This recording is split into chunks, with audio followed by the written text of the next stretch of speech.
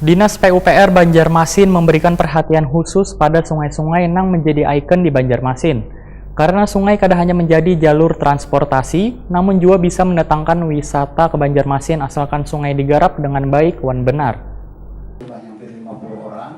Dinas PUPR Banjarmasin memberikan perhatian khusus pada sungai-sungai yang menjadi ikon di Banjarmasin. Karena sungai kada hanya menjadi jalur transportasi, namun juga bisa mendatangkan wisata ke Banjarmasin, asalkan digarap dengan baik dan benar. Hal terungkap oleh Komisi 3 DPRD Banjarmasin menggelar rapat dengan Dinas PUPR Banjarmasin jelang tengah hari Rabu 6 Mei 2020. Potensi mereka buang, sehingga ini perlu adalah keseriusan kita dalam rangka mengelola tata kelola sanitasi kita dari awal produksi suatu limbah, sehingga nanti ini adalah penyumbang hidupnya bakteri dan virus-virus di lingkungan sungai maupun daratan kita. Ketua Komisi 3 DPRD Banjarmasin, Muhammad Isnaini, Waitakoni Prima TV memadahkan, bila sungai di Banjarmasin yang terbentuk secara alamiah ini, kualitas dan kuantitasnya mengalami penurunan, sehingga sungai yang menjadi ikon bagi Banjarmasin ini diharapkan bisa terjaga dengan baik. Politisi Partai Gerindra ini pun meminta Dinas PUPR menjaga kualitas banyu sungai tersebut dari limbah agar keindahan sungai tetap terjaga. Muhammad Isnaini meminta Dinas PUPR untuk saling berkoordinasi dengan kabupaten dan kota lainnya, nang sungainya saling terhubung satu dengan lain untuk bersama-sama menjaga kualitas dan kuantitas sungai Martapura ini.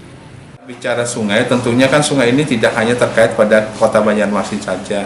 Mereka kan satu kesatuan dengan daerah lain yang merupakan kabupaten kota yang ada di Kalimantan Selatan.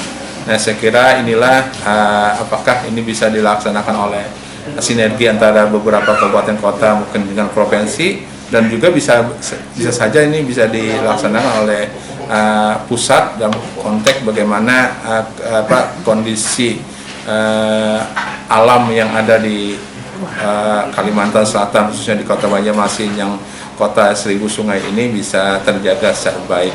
Jadi ya dari segi pendanaan tentunya kita berharap bahwa Dinas PUPR bisa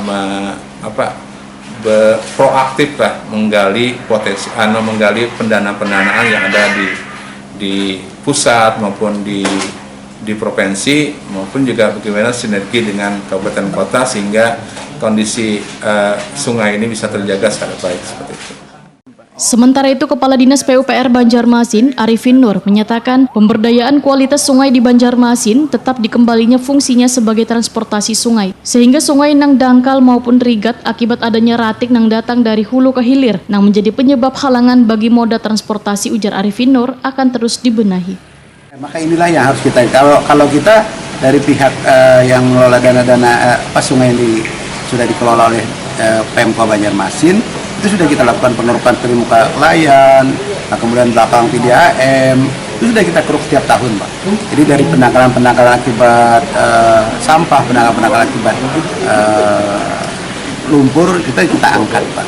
Nah, tapi yang sungai-sungai besar nanti kan mungkin ada bantuan tambahan dari kawan-kawan di balai sungai. Penanggulangannya, Pak, ada supaya ada sedimentasi itu loh, Pak? Ya, karena kan bagaimanapun juga yang di atas adalah ratik, artinya ada kotoran-kotoran, yang di bawah juga ada lumpur yang terbawa dari hulu hilir gitu. Nah, ini juga memang kondisi alam ini yang memang perlu ada sebenarnya, di samping ada karena yang punya kewenangan strategi antar kabupaten kota adalah balai.